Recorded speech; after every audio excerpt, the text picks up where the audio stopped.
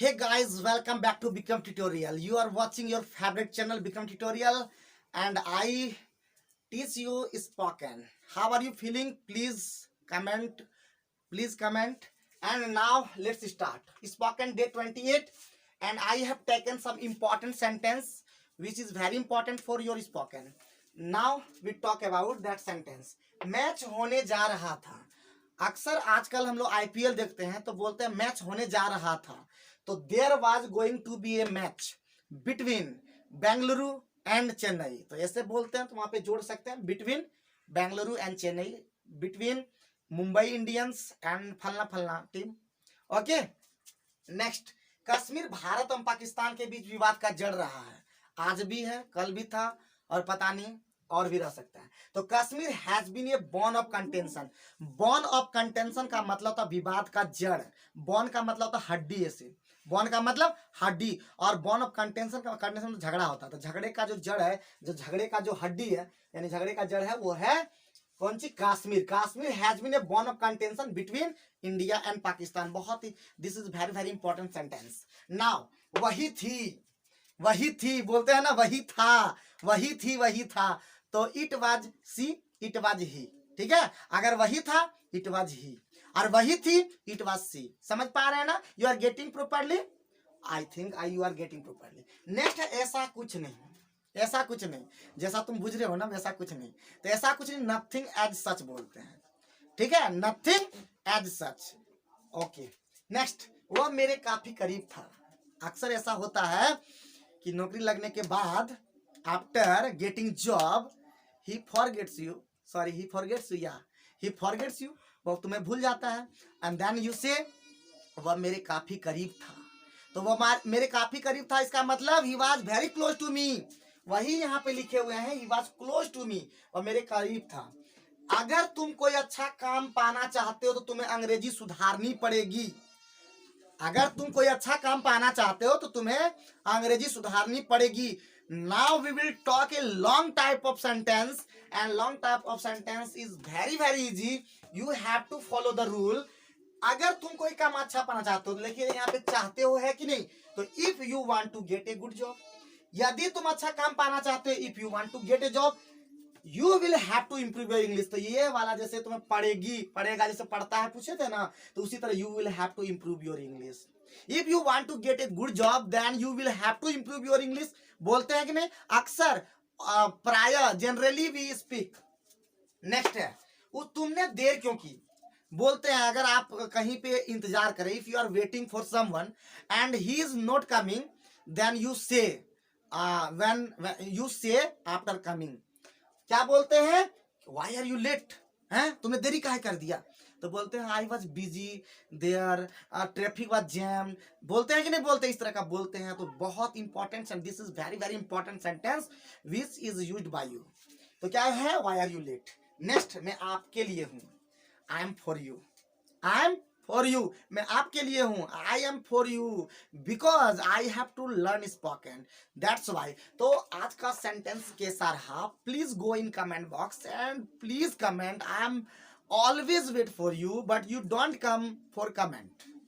Okay, now we are going to be deliver my next sentence, and sentence is related to passive voice, and this is the last class of passive voice, and this is very very important for you. So let's talk about. Now we will talk about have, has and had. Okay, तो जब हम लोग बात करते हैं जा चुका है, क्या बोलते हैं? जा चुका है, जा चुका है या गया है या जा चुका था. तो that time we use have has plus had, sorry have has had plus been. तो हम लोग क्या यूज करेंगे? जैसे कि मुझे पढ़ाया गया है, मुझे पढ़ाया गया है. तो मुझे पढ़ाया गया है क्या हो जाएगा? सबसे पहले लग जाएगा object in subject form, plus हो जाएगा हैव हैज, प्लस हो जाएगा बीन, अब प्लस हो जाएगा V3 एंड अगेन बाय और plus subject but in object form. अगर if you are not able to watch If you are not able to see the sentence, I repeat. Object in subject form, have, has plus been plus V3 plus by plus subject in object form. तो इसी sentence को please आप लोग बनाएंगे तो क्या हो जाएगा, मुझे का क्या हो जाएगा, I have been taught, और अगर किसी के द्वारा, अगर मेरे द्वारा या किसी तो मुझे पढ़ाया गया तो I have been taught. मुझे खिलाया गया है, I have been fed. मुझे दौड़ाया गया है तो I have been run. अगर हम लोग जो भी चीज बोलते हैं बट देखना है कि what I am translating is right or wrong, ये आपको गौर करना है. Because all the sentences is not very easy. So that's why please pay attention to that sentence. I have been taught. उसी प्रकार you have been taught, he has been taught, she has been taught. तो समझ पा रहे हैं बात को, बात समझ रहे हैं ना, you are getting properly. Okay, तो इसी प्रकार हम लोग इसका निगेटिव में लेंगे. तो इसका निगेटिव क्या हो जाए, मुझे नहीं पढ़ाया गया. बोलते हैं ना, मुझे नहीं पढ़ाया गया है, मुझे नहीं पढ़ाया गया है. दैट मीन्स क्या हो जाएगा, सबसे पहले ऑब्जेक्ट हो जाएगा इन सब्जेक्ट फॉर्म. ओके, उसके बाद क्या हो जाएगा, हैव हैज हो जाएगा. हैव हैज के बाद क्या लग जाएगा, नोट लग जाएगा. नोट के बाद बीन लग जाएगा, और बीन के बाद V3 लग जाएगा. V3 के बाद बाय लग जाएगा, and subject in object form में लग जाएगा. Is there any problem? I think you have no problem. If you have any problem then please ask me. I will solve all types of problem, and I have practiced more and more, much time, many time, or whatever you say. जो कुछ करते हैं तो that means मुझे नहीं पढ़ाएगा तो क्या हो जाएगा, I have not been taught, and I have not been taught. Any problem? I think no problem. So but you have to practice, because practice is not easy as you think. जैसा आप सोचते हैं practice is not easy. Practice is very important for you. If you want to speak English, then you have to practice one more time with your friends. Because and one more thing I would like to add.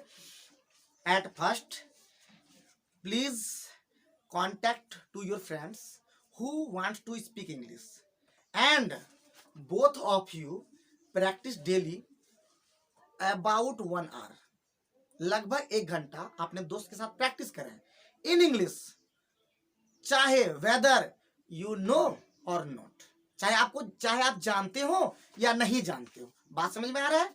तो जैसे समझ में आ गया होगा कि positive और negative में कैसे बना सकते हैं, इसका इंट्रोगेटिव में भी लेते हैं. But this is your homework.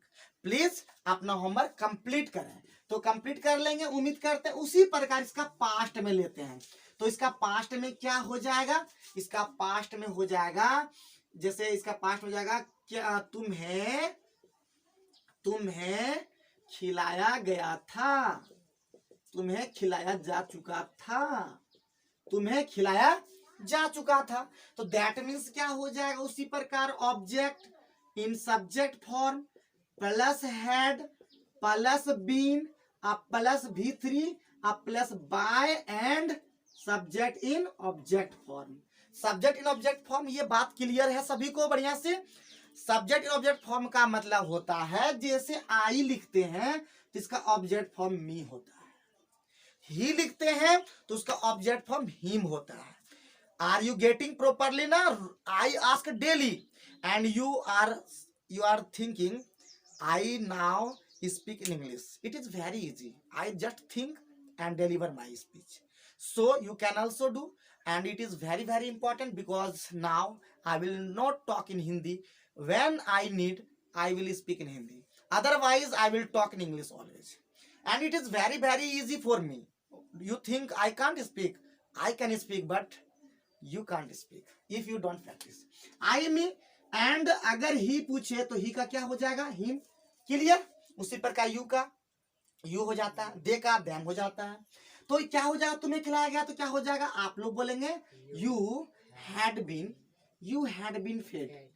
Because feed means खिलाना, फीड मीन्स खिलाना. तो फीड का V3, feed fed fed, fed is V3. Okay, तो यू हैड बीन फेड. तुम्हें पढ़ाया गया था, जैसा कि हम दो ही सेंटेंस लेते हैं बार बार. तुम्हें पढ़ाया गया था तो हो जाएगा यू हैड बीन टॉट. दो ही सेंटेंस बार बार तो लेते हैं. तुम्हें पढ़ाया गया था, तुम्हें पढ़ाया जा चुका था.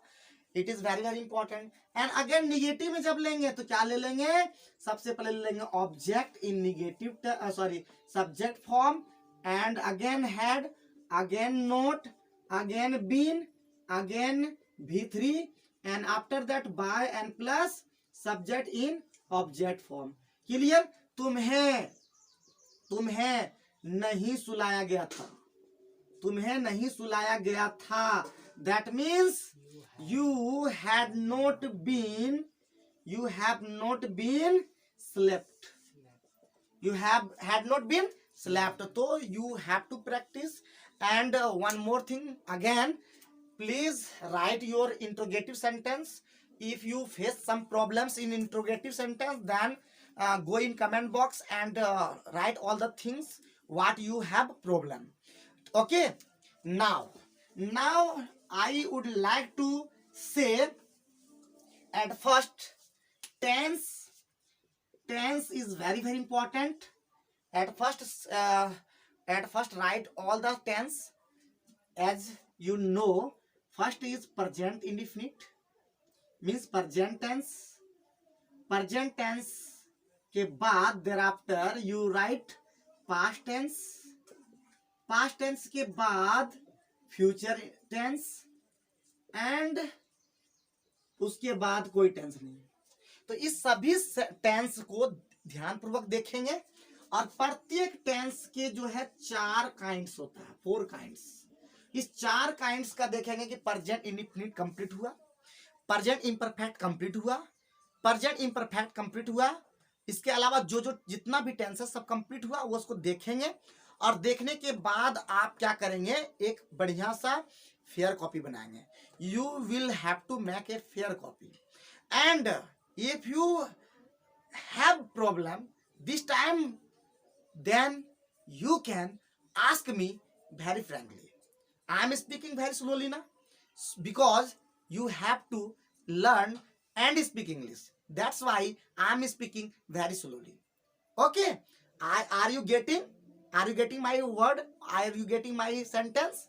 I think you are better understanding.